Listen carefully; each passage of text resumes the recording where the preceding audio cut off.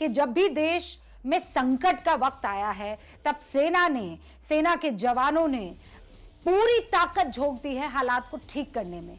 क्या आज की तारीख में भी हमें सेना की मदद की जरूरत नहीं है? और अगर है तो किस तरीके से सैनिक मदद कर सकते हैं? क्योंकि उनका डिसिप्लिन, उनका जिम्मेदारी को लेना, इसका मतलब यह है कि रिजल्ट 100% रहने वाले। इसका मतलब यह नहीं है कि मैं डॉक्टर्स को लेकर थोड़ा कम आशान्वित हूं। ये डॉक्टर्स नहीं होते तो हम आज यहां पर आपस में बात नहीं कर पा रहे होते, मोर्टेलिटी रेट ना जाने कहां पहुंच गया होता। शुरुआत डॉक्टर पात्रा आपसे कर रही हूं।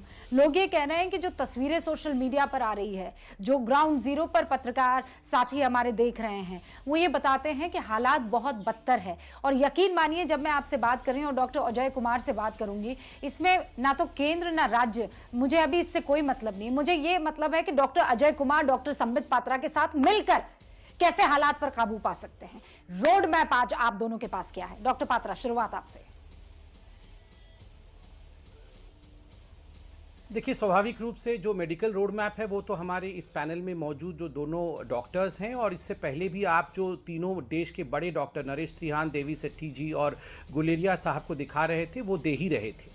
मगर मेडिकल से इतर भी कुछ चीज़ें बहुत आवश्यक होती हैं। जैसे कि कल प्रधानमंत्री जी ने भी कहा कि अगर जब इतनी बड़ी आपदा आती है तो जो पहला मूल मंत्र होता है वो धैर्य का होता है। कभी भी हम पैनिक ना हो, हम धैर्य में रहें और स्टेप वाइज एक एक करके कदम उठाएंगे तो कहीं ना कहीं हम सफलता की ओर बढ़ेंगे।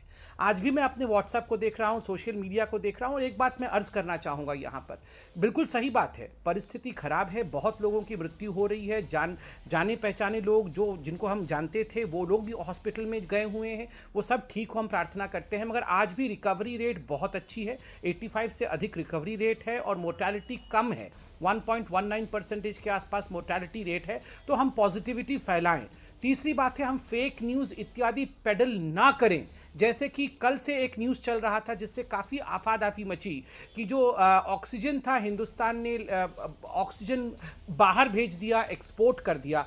अब जिन वेबसाइट्स ने, जिन जर्नलिस्ट ने इस आर्टिकल को लिखा था, उन्होंने उसे टेक डाउन किया है और माफ़ी भी मांगी है कि वो इंडस्ट्रियल ऑक्सीजन के लिए था और मेडिकल ऑक्सीजन बाहर नहीं भेजा गया है। तो काफ़ी अफरा तफरी रही। मुझे लगता है ऐसा पैनिक नहीं फैलाना चाहिए। ठीक उसी प्रकार एक हफ्ते से एक पैनिक फैलाया जा रहा है कि सरकार ने जो इंश्योरेंस कवर डॉक्टर्स का था प्रधानमंत्री गरीब कल्याण योजना के अंतर्गत, वो इंश्योरेंस कवर को सरकार ने हटा दिया है। ये भी फेक न्यूज़ है, कोई इंश्योरेंस कवर नहीं हटा है। तो कृपया करके हम फेक न्यूज़ ना फैलाएं, हम पॉजिटिव रहे, डॉक्टर्स की बातों को माने।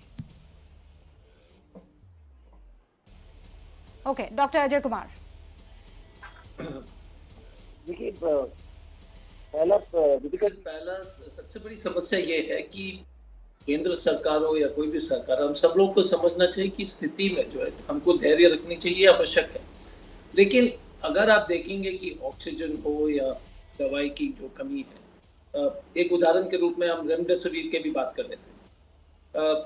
संबित जी बोल रहे थे कि एक्सपोर्ट नहीं हुआ था, ऑक्सीजन का इंडस्ट्रियल था, वो ठीक है, उसको मान के चले जाइए। 11 लाख के आसपास रेमडेसिविर हमने एक्सपोर्ट भी किया था उस समय।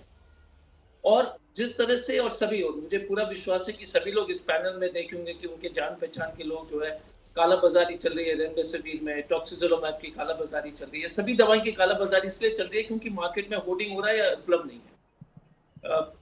हमारे बगल में बांग्लादेश भी बहुत बड़े मात्रा में रेमडेसिविर बनाते हैं, तो अगर उसका भी इम्पोर्ट हो जाता, तो अगर आयात हो जाता, तो कम से कम इस तरह की, जिस तरह से 25,000 50,000 पर रेमडेसिविर, खासतौर से मैं अपने जान पहचान लोग से बात कर रहा हूँ, तो कुछ लोगों को रेमडेसिविर की आवश्यकता थी। लेकिन ये स्थिति हम यहाँ पर देखिए, हम उसका समाधान जरूर कर सकते हैं रूपिका जी, और समाधान पर बहुत सारे, सबके पास बराबर के आइडियाज हैं। लेकिन हम इस स्थिति पर जब तक ये नहीं पता लगाएं कि हम इस स्थिति पर पहुंचे क्यों। आप देख लीजिए, जैसे कि सरकारी हॉस्पिटल में ऑक्सीजन प्लांट बिठाना था 160 हॉस्पिटल में, टेंडर अक्टूबर में आप रिलीज करते हैं, अभी तक सिर्फ 32 हॉस्पिटल में ऑक्सीजन प्लांट बिठाया गया है। ये समस्या है। अगर आप मानेंगे कि ये समस्या नहीं है, रेमडेसिविर का प्रोडक्शन सेंट्रलाइज था, ठीक है, अब केंद्र सरकार ने अब छूट दी है। अब बाकी टॉक्सिजोलोमैब पर तो चर्चा मत कीजिए, वैक्सीन के अपने परेशानियां हैं। अभी 3000 करोड़। हाँ, बोलिए। हाँ, पॉइंट है सर, ये पॉइंट है। आप जो बातें कह रहे हैं उसमें पॉइंट है। आप कह रहे हैं कालाबाजारी नहीं होनी चाहिए। आप ये कह रहे हैं कि जब भी आपदा आई है डिमांड और सप्लाई में गड़बड़ी हमेशा देखी गई है, वो अचानक आज की तारीख में हुई है ऐसा भी नहीं है, ये आप बात मानेंगे। अब मैं आपसे बहुत बहुत जिसे कहते हैं ना क्लैरिटी के साथ ये समझना चाहती हूँ कि मान लीजिए अगर सब चीजें शानदार होनी ही थी, मान लीजिए डिसिप्लिन वे में हमें करना था, ईमानदारी से हमें करना था सरकारों को, मैं जब ये बात कर रही हूँ, तो फिर महाराष्ट्र में, छत्तीसगढ़ में, राजस्थान में वहां हालात खराब नहीं होते ना। मैं ये मान के चल रही हूँ कि आप बहुत डिसिप्लिन वे में ईमानदारी से काम कर रहे हैं। हालात सब जगह एक जैसे हैं, तो अभी क्या राजनीति की गुंजाइश है? नहीं, राजनीति की बात नहीं है। देखिए एक चीज है, पहली बात है कि ये कोविड की लड़ाई में पहले सब चीज सेंट्रलाइज था, वैक्सीन प्रोक्योरमेंट से डिस्ट्रीब्यूशन, प्रदेश तो वैक्सीन प्रोक्योर नहीं कर सकते थे।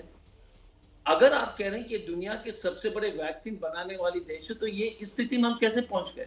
क्योंकि बाकी वैक्सीन मैन्युफैक्चरर्स कोविड के वैक्सीन बना नहीं रहे, और आप कंपल्सरी, और बहुत सारे आइडियाज देते, मनमोहन सिंह जी ने दिए थे, राहुल गांधी जी ने दिए थे, हंसते हैं ये लोग, हमारे ऊपर हंसते हैं, उसके बाद सबको लागू कर लेते हैं। अब बताइएगा कि अब सीरम इंस्टीट्यूट को पैसे दे रहे हैं, हमने यही कहा था पहले, मनमोहन जी का चिट्ठी पर उन्होंने जवाब दिया था, उसके बाद सब चीज उन्होंने लागू डॉक्टर कुमार,